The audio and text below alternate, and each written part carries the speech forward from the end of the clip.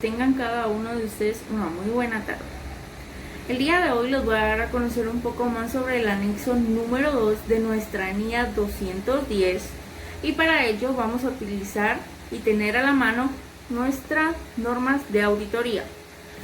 Seguidamente nos vamos a ir hacia la página 165 donde nos informa sobre nuestro anexo número 2, el cual dice así.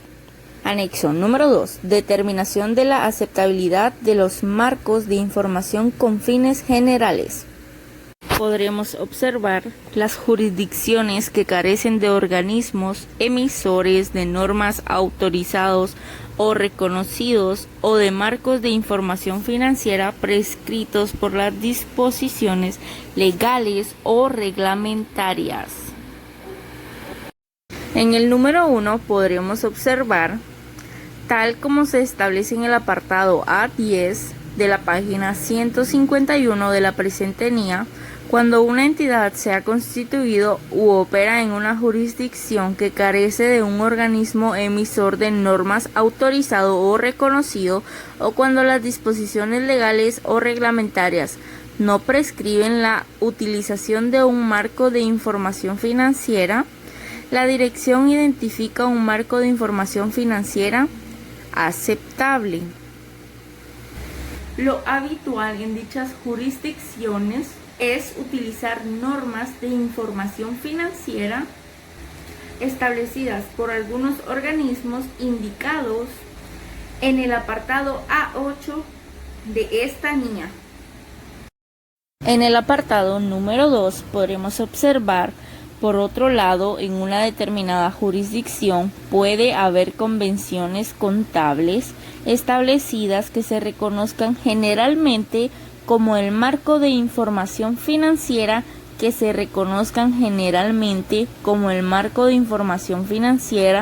para los estados financieros con fines generales preparados por determinadas entidades especificadas que operen en dicha jurisdicción. Cuando se adopta dicho marco de información financiera, el apartado 6A de esta NIA requiere que el auditor determine si se puede considerar que las convenciones contables en su conjunto constituyen un marco de información financiera aceptable para estados financieros con fines generales cuando las convenciones contables se emplean de modo generalizando en una determinada jurisdicción. Es posible que las organizaciones de auditores de dicha jurisdicción haya examinado la aceptabilidad del marco de información financiera en nombre de los auditores.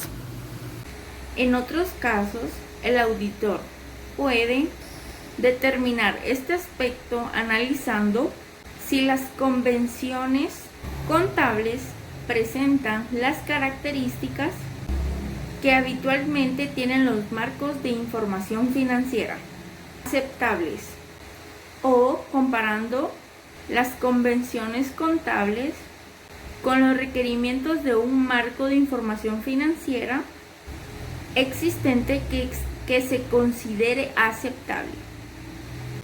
Esto lo podremos observar en el apartado número 3, el siguiente, y en el apartado número 4. En el apartado número 3 podemos observar que los marcos de información financiera aceptables normalmente presentan las siguientes características, que hacen que la información financiera proporcionada en los estados financieros sea útil para los usuarios a los que se dirige. En el inciso A tenemos relevancia. ¿Qué es relevancia? Esto es que la información proporcionada en los estados financieros sea relevante para la naturaleza de la entidad y para el propósito de los estados financieros. Por ejemplo, en el caso de una empresa que prepara estados financieros con fines generales, la relevancia se evalúa en relación con la información necesaria para satisfacer las necesidades comunes de información financiera de un amplio espectro de usuarios a la hora de tomar decisiones económicas. Dichas necesidades se satisfacen habitualmente mediante la presentación de las situaciones financieras, de los estados, resultados y de los flujos de efectivo de la empresa. En el inciso B podremos observar la integridad, la cual nos menciona que es el sentido de que no se omitan transacciones ni hechos, saldos contables ni relevancias de información que puedan afectar a las conclusiones basadas en los estados financieros.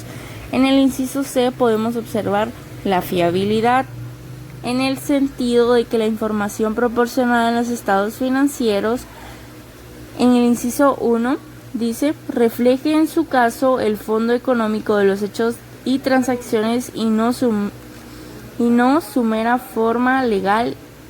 Número 2, tenga como resultado una evaluación, medición, presentación y revelación de informaciones razonables, congruentes si se utiliza en circunstancias similares. En el inciso D tenemos la neutralidad, en el sentido de que se contribuya a que la información de los estados financieros esté libre de sesgo. En el inciso E tenemos la comprensibilidad, en el sentido de que la información de los estados financieros sea clara y exhaustiva y no esté sujeta a interpretaciones significativamente diferentes.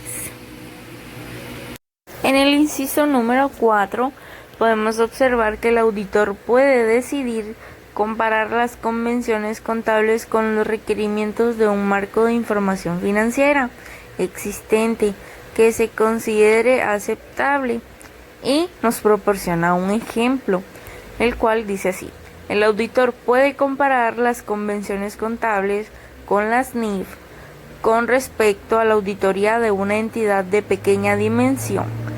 El auditor puede decidir comparar las convenciones contables con un marco de información financiera específicamente desarrolladas para dichas entidades por un organismo emisor de normas autorizado o reconocido. Cuando el auditor realice dichas comparaciones y detecte diferencias, la decisión sobre si las convenciones contables adoptadas para la preparación de los estados financieros constituyen un marco de decisión financiera aceptable implica examinar las razones de las diferencias y si la aplicación de las convenciones contables o la descripción del marco de información financiera en los estados financieros puede dar lugar a estados financieros que induzcan a error. Y por último tenemos nuestro apartado número 5, el cual dice así: un conjunto de convenciones contables ideado para satisfacer preferencias individuales no es un marco de información financiera aceptable para los estados financieros con fines generales. Igualmente, un marco de cumplimiento no será un marco de información financiera aceptable, salvo que sea generalmente aceptado en la jurisdicción de que se trate por quienes preparan los estados financieros y por sus usuarios. ¿Cuáles son las convenciones contables? Las convenciones contables son pautas utilizadas para ayudar a las empresas a determinar cómo registrar ciertas transacciones comerciales. Bueno, compañeros, así concluimos esta exposición, esperando que haya sido de su mayor agrado. Buenas tardes.